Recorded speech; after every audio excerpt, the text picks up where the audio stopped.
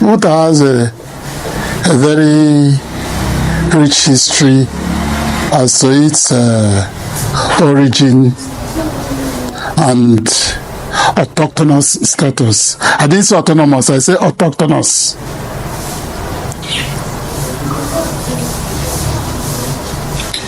During the Aidu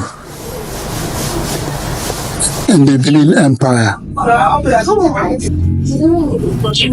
as a result of punitive measures meted out to people in the empire by the then Oba of Benin.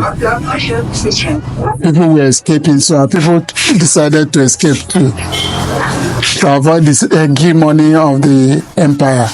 Because at that time, all the provinces were headed by the princes of Benin, and you had to pay, what do you call it, to the vassal state had to pay tributes to the empire every year, and heavy fines and levies were put on people. So people started running away, and our forefathers decided to move towards the east, because there was no way that you could go towards the west. We moved towards the east, and finally we settled in this place about 1600.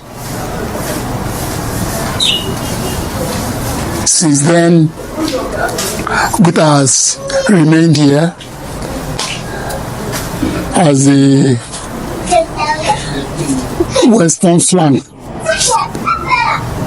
of eastern Nigeria in this area.